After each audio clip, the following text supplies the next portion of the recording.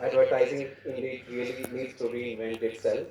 With that, our inspiration, Dr. Sachidanand Joshi, Member Secretary IGNC, could not be physically present here, but then he has sent us his good wishes through a video message. We will play the video message for you now. नमस्कार। प्रिय सुहेल सेठ जी, सुकुमार रंगनाथन जी, हितेश शंकर जी, अनुराग पुनेठा जी और सभी सम्माननीय दर्शकों, मेरी बहुत इच्छा थी कि मैं आज के दिन आपके साथ व्यक्तिशः यानी फिजिकली भौतिक रूप से उपस्थित रहूं, लेकिन अपरिहार्य कारणों से मुझे मुंबई जाना पड़ रहा है और इसलिए मैं आज के अवसर पर आपके बीच नहीं हूं। लेकिन जिस विषय पर आज का कार्यक्रम हो रहा है वो विषय मेरे दिल के बहुत नज़दीक का है, बहुत निकट का है, इसलिए मैंने सोचा कि कुछ बातें आपके साथ करूं। दरअसल आज से कुछ समय पहले जब आदरणीय श्याम बेनेगल जी के पुस्तक संग्रह को लेने के लिए मैं मुंबई गया था, तब मैंने उनसे उत्सुकतावश पूछा था कि आपकी पुस्तकों का संग्रह तो ठीक है, लेकिन मेरी रुचि आपके एडवर्टाइजिंग फिल्म्स के संग्रह में है। तो उन्होंने हंसते हुए कहा था कि यंग मैन, आप थोड़ा देर से आए हैं और वो संग्रह मैंने फिल्म संग्रहालय के लोगों को दे दिया है। उस वक्त मुझे थोड़ा बुरा लगा था, क्योंकि हम सब जानते हैं श्याम बेनेगल जी बहुत श्रेष्ठतम फिल्म निर्देशक तो हैं ही, और उनकी बनाई हुई यादगार फिल्में हम सब की जुबान पर हैं। लेकिन श्याम बेनेगल जी ने लगभग 4000 एड फिल्म्स भी बनाई, जो अपने आप में एक कीर्तिमान है। और मेरे मन में था कि उन एड फिल्म्स को हम कहीं क्या अध्ययन के लिए, शोध के लिए, विद्यार्थियों के देखने के लिए, उत्सुक लोगों के लिए रख सकते हैं। और सिर्फ श्याम बेनेगल जी ही क्यों, मुजफ्फर अली साहब ने लगभग 3000 एड फिल्म्स बनाई। लेकिन जब ये एड फिल्म्स बनती हैं और जिस समय वो बनती हैं उस समय वो हमारे दिलो दिमाग पर छाई रहती है, लेकिन उसका बाद में क्या होता है, क्या उसको कहीं कोई अध्ययन के लिए सामग्री के रूप में उपयोग होता है, क्या उसको हम कहीं आर्काइव के रूप में संदर्भित करके रखते हैं, ये सारी बातें मेरे जहन में चल रही थी। और तभी दिमाग में आया कि सिर्फ फिल्म्स ही क्यों, ये बहुत सारे जो एड्स हैं, यही है राइट चॉइस बेबी, ठंडा मतलब कोका कोला, तूफानी ठंडा, लाइफ बॉय है जहां तंदुरुस्ती है वहां, सफेदी की चमकार, ये सारे जो शब्द हैं जो किसी विज्ञापन के माध्यम से हमारे जीवन में आए, लेकिन वो हमारे जीवन में स्थायी रह गए। वो विज्ञापन चला गया, वो प्रोडक्ट चला गया, लेकिन उसके बाद भी वो शब्द हमारे दिल दिमाग पर छाए रहे। इतना ही नहीं, कई तो उसके साथ मुहावरे बन गए।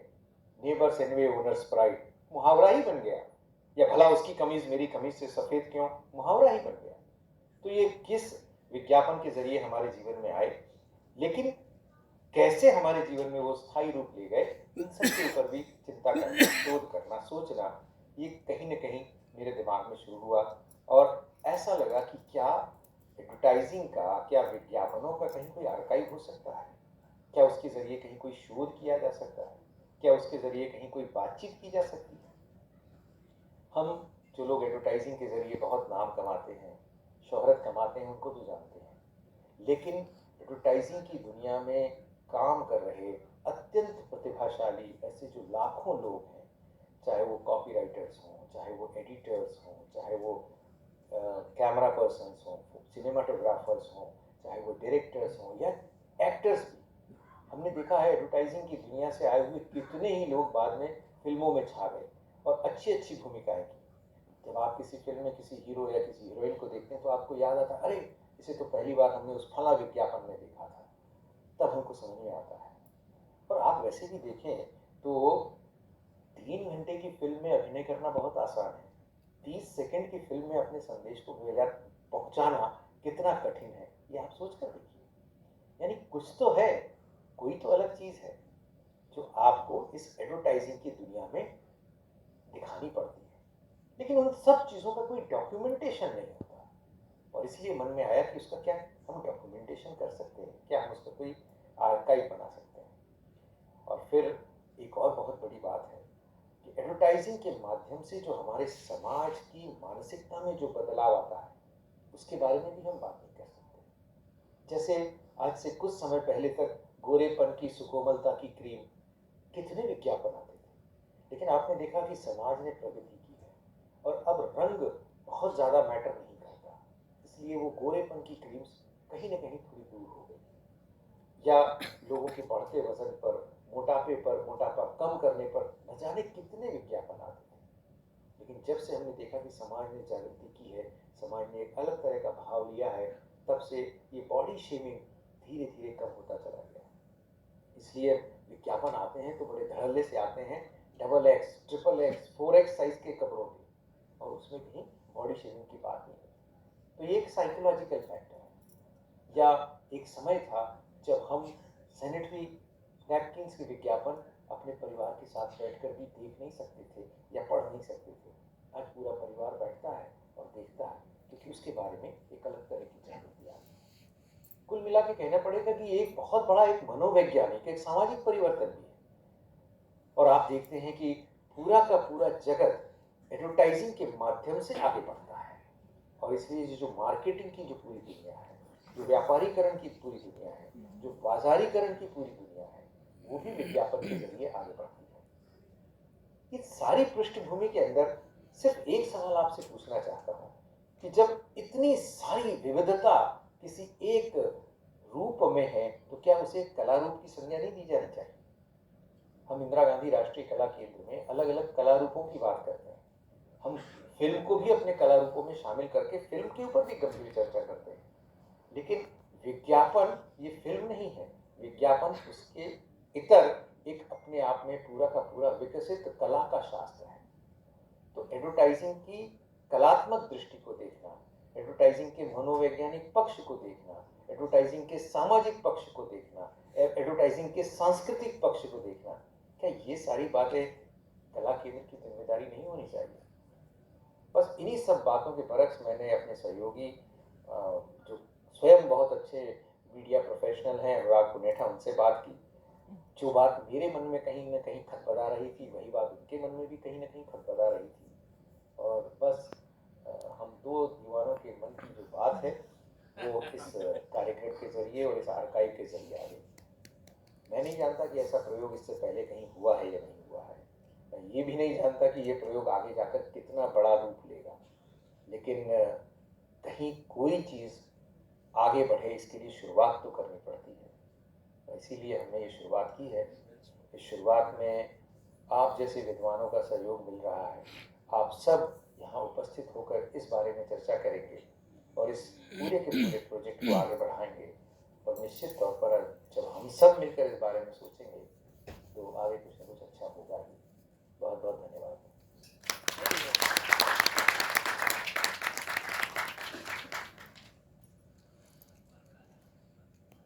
अब मैं आग्रह करूंगा chair of the session Shri Hitesh Shankar sir को कि वो आके अपना वक्तव्य दें।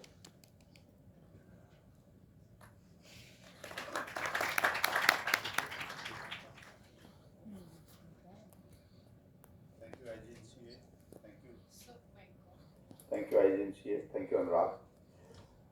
पहले तालियां उन दो दीवानों के नाम जिन्होंने विज्ञापन की दुनिया के इतने दीवानों को यहाँ इकट्ठा कर दिया। और क्योंकि विज्ञापन की बात होती है तो वो असहमति के साथ ही शुरू होती है कि हाँ, मैं आपसे सहमत नहीं हूँ। सो आई बेग टू डिफर। सुकुमार जी ने कहा कि हमारी उम्र हो गई है, मगर आज इस हॉल में अगर अमूल गर्ल होती तो शायद आपसे बड़ी होती।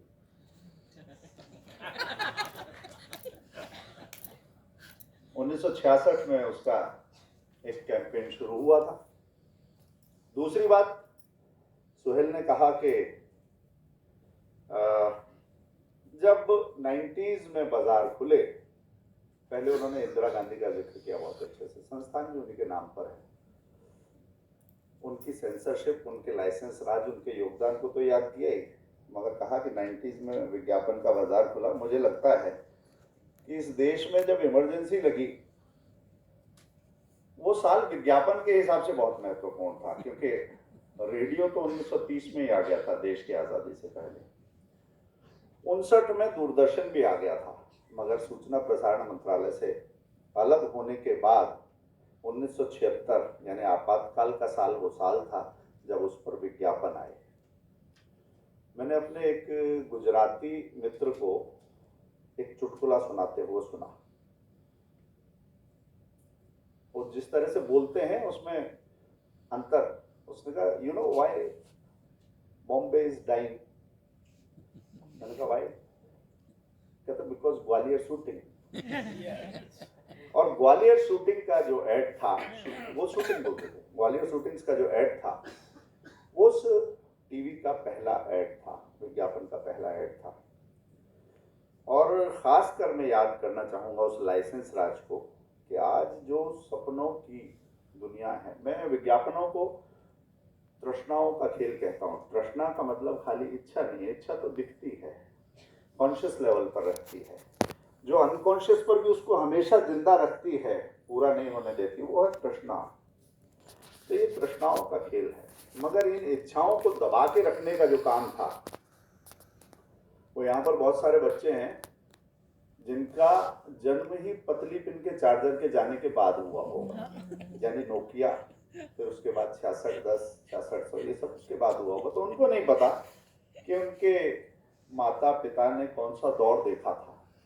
एक गाड़ी के बारे में सुहेल ने बताया, सुहेल सेठ कह रहे थे कि एम्बेसडर, कि उसका गुण था बस कि वो चलती नहीं थी, मगर बाजार में और कुछ नहीं था, इसलिए वो ही चलती थी।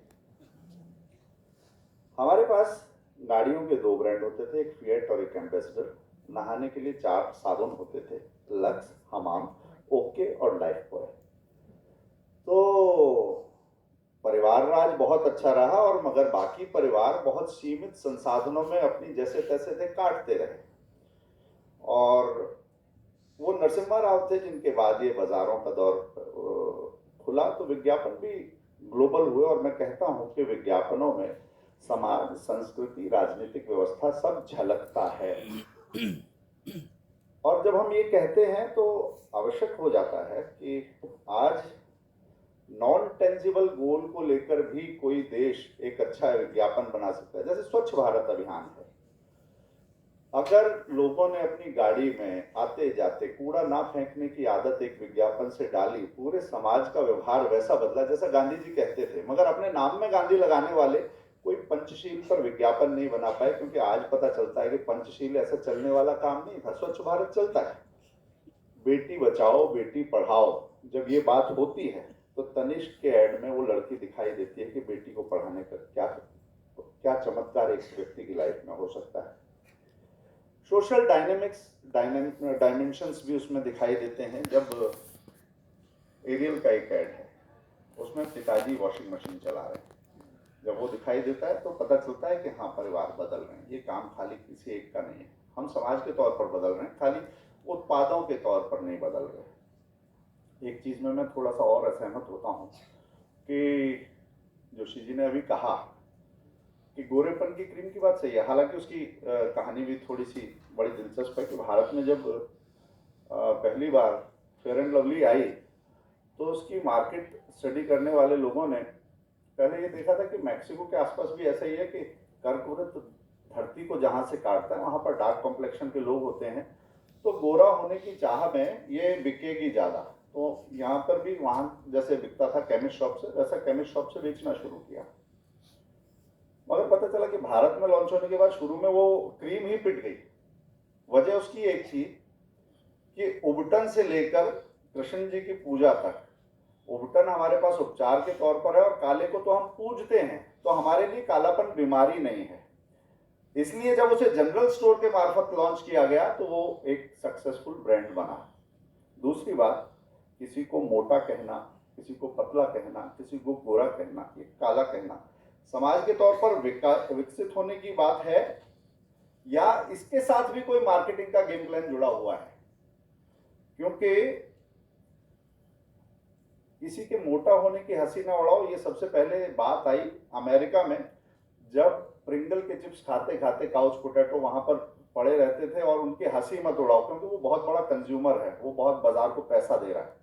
हम सब अपनी स्कूल के जमाने में हमारी क्लास में कोई एक मोटू होता था, कोई एक छोटू होता था, कोई धीरे चलता था, कोई, उसके लिए दुर्भावना नहीं होती थी मन में, मगर बाजार में नैरेटिव के तौर पर, क्योंकि उन्हें चिप्स बेचने, मोटा होता जाएगा मगर इसकी कोई हंसी नहीं उड़ाएगा, इसके साथ एक्सेल का ब्रांड और बेच देंगे, इसलिए ये चीज चल रही है। और जब ऐसे बहुत सारे मोटे हो गए, तरह तरह से लाइफस्टाइल खराब हुई। दूसरी चीज इम्पोर्टेंसी की आई, तो अमेरिका के बाद जब इम्पोर्टेंसी की चीज आई तो उन्होंने कहा जेंडर डज नॉट मैटर। फिर जेंडर फ्लूडिटी के साथ में प्रोडक्ट आए। एक मैजिकल पिल है कि आप अपने जेंडर चेंज कर सकते हैं। यानी नैरेटिव के पीछे भी कौन है? विज्ञापन जगत और मार्केटिंग है, उसे हमें और समझना पड़ेगा।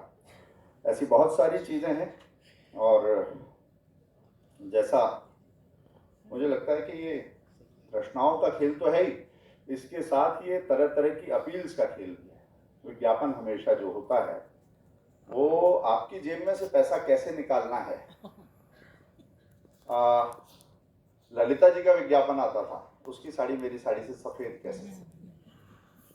मगर एडवर्टाइजर काम कैसे करता है कि जहां पर बाइंग डिसीजन लेने वाले को इतना कन्विंस कर दो कि पैसे तो जाने हैं, मगर ऑडिटर जनरल ओके करेगा तब पैसे जाएंगे।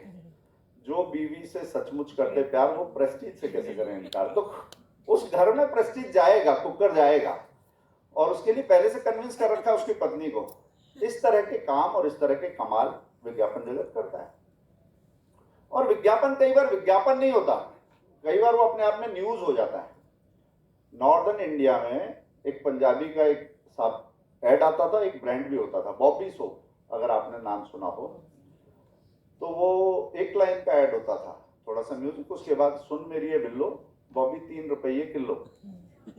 सालों साल चलता था। जब वो 5 रुपये किलो होता था तो पता चलता था अरे साबुन के रेट बढ़ गए, महंगाई बढ़ गई। इंडेक्स विज्ञापन बताता था।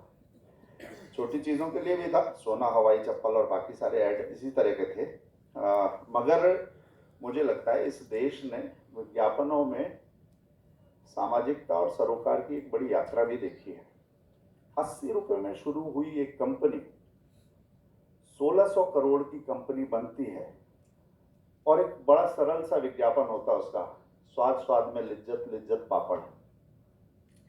80,000 महिलाएं उससे आज जुड़ी हुई, 45,000 महिलाएं आज उससे जुड़ी हुई हैं। कितना बड़ा विज्ञापन वो था, और सेल्फ हेल्प ग्रुप्स का मुझे लगता है कि सबसे बड़ा मूवमेंट था।